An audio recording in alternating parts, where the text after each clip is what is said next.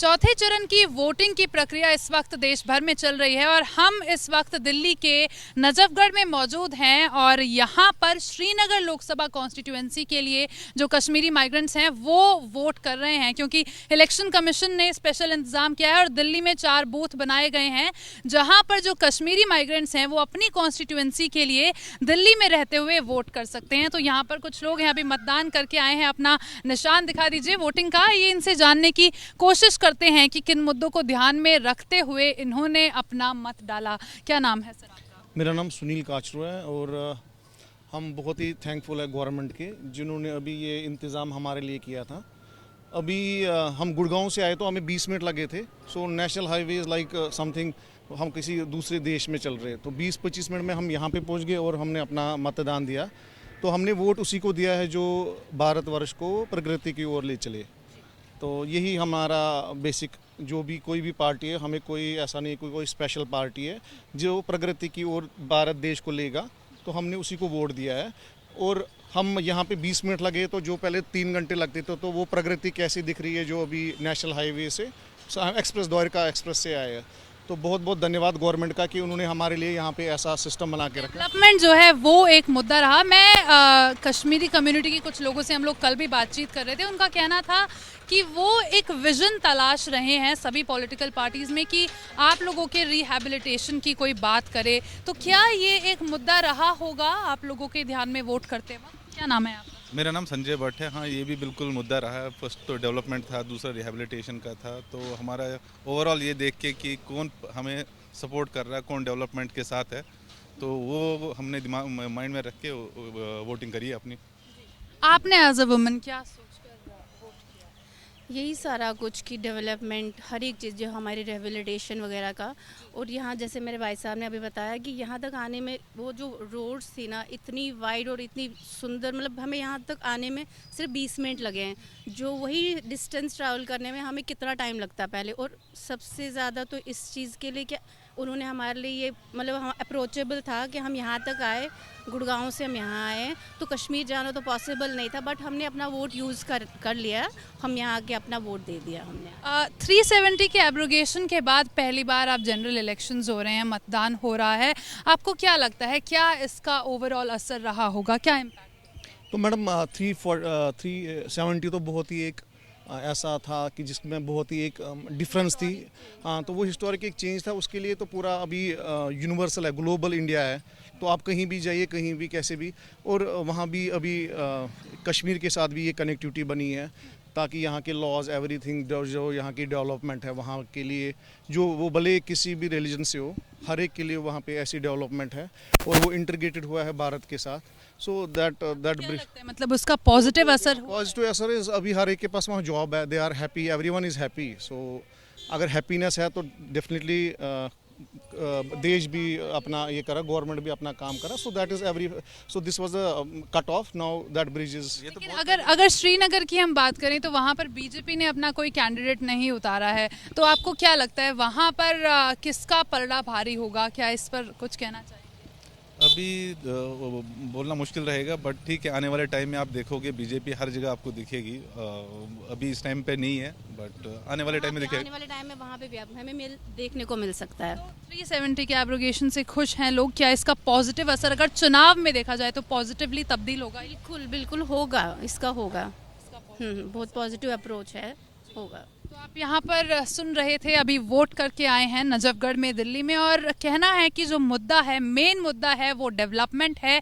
Article 370 के abrogation से लोग खुश हैं और डेवलपमेंट की एक विजन की तलाश अपने नेताओं में कर रहे हैं। कैमरा पर्सन हसन के साथ मैं रिया जातुष्करन, ABP न्यूज़, दिल्ली।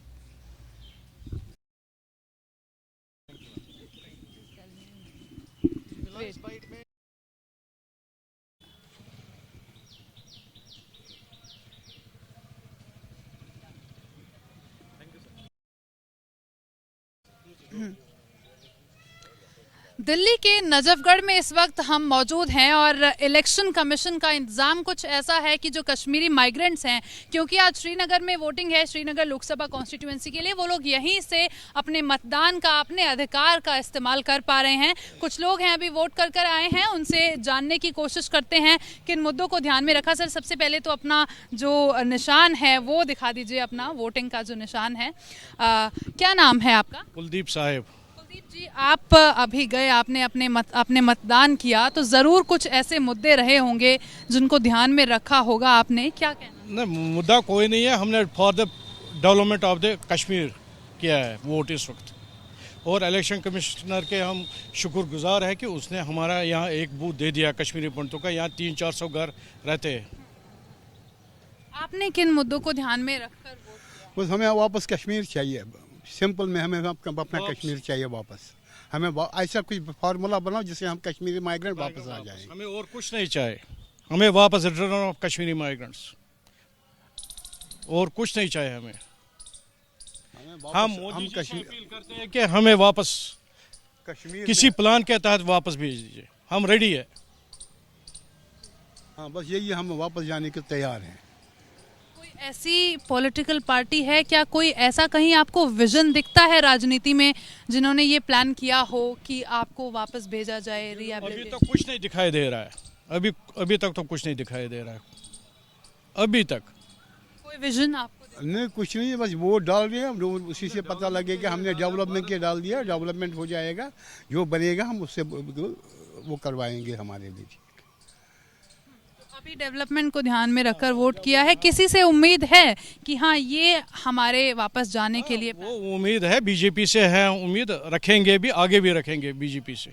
लेकिन सर, बीजेपी ने तो अभी कैंडिडेट उतारा है नहीं वहाँ पर श्रीनगर में, तो हमने डेवलपमेंट के लिए, मैंने पहले ही बोला ना, डेवलपमेंट के लिए हमने वोट दिया है। और क्या? आपका क्या नाम है? मेरा नाम सुशील भट्ट है। आपने, सुशील जी, आपने जब मतदान किया होगा, ज़रूर कुछ मुद्दे ऐसे होंगे जो रहे होंगे ध्यान में, क्या सोच कर वोट? हमारा मेन मुद्दा है, हम 35 साल से घर से बाहर हैं। किसी सरकार ने आज तक ये नहीं सोचा कि ये लोग कहाँ पे हैं। आज इलेक्शन कमीशन ने पहली टाइम यहाँ इलेक्शन बूथ लगाया, वो आज याद आ गया उनको कहाँ पे कश्मीरी माइग्रेंट हैं। यहाँ तकरीबन 300-400 घर हैं। पहले भी यहाँ रखा था, पहले था वहाँ दिल्ली में, यहाँ नजफगढ़ में रखा था। मैं उन दिनों ड्यूटी था उनका, इलेक्शन में मैं ड्यूटी करता था मैं उन दोनों। मैं अब रिटायर हो गया हूँ। हमने वोट किया है development for the Kashmir, peace for the Kashmir, और हम लोगों को रिटर्न फॉर द कश्मीर। आपको लगता है डिग्निटी?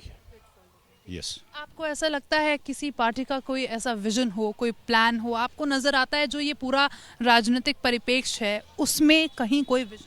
वही होप कि हमारा प्राइम मिनिस्टर जो है नरेंद्र मोदी जी, वो हमारे लिए कुछ न कुछ सोच के रखा होगा। अगर श्रीनगर की हम सीट की बात करें तो वहाँ पर बीजेपी ने अपना कैंडिडेट नहीं उतारा है, तो आपको क्या लगता है वहाँ किसके बीच में मुकाबला होगा, वहाँ पर क्या सोच कर लोग? बीजेपी ने आज तक कभी नहीं कैंडिडेट उठाया। आप देखो प्रीवियस इलेक्शंस में कभी बीजेपी का कैंडिडेट नहीं खड़ा हुआ। इस बार भी बीजेपी ने कोई कैंडिडेट खड़ा नहीं है। अलबत्ता सपोर्ट है बीजेपी को कश्मीर से, ऐसी बात नहीं।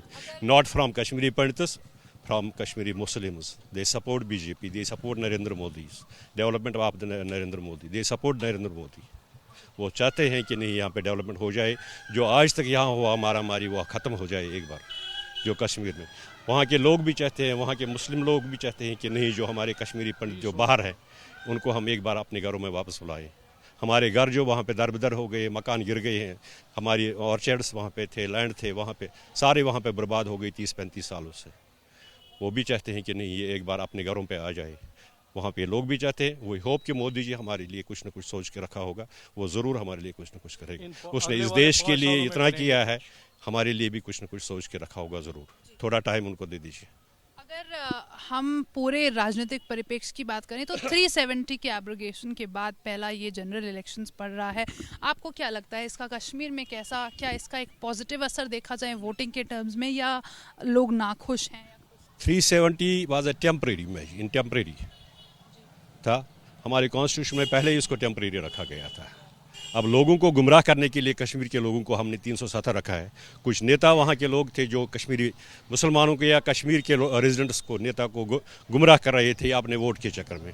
मोदी जी ने वो हटाया, उससे बहुत डेवलपमेंट वहाँ पे हो जाएगी। आप देख लीजिए 307 हटने के बाद कितनी पीस कश्मीर में आई है, ये आपके सामने।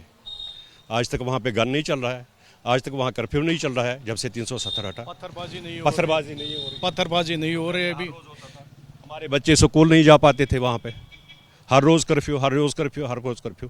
370 हटने से ये डेवलपमेंट वहाँ पे हो गई। आप देख लीजिए वहाँ पे इंफ्रास्ट्रक्चर कितना बड़ा है। आप जाइए कश्मीर में देखिए कि रोड्स क्या बने हैं, बिल्डिंग्स क्या बने हैं और वहाँ के लोगों का रहन सहन कैसा बना है। वो 370 हटने के बाद ही हुआ है।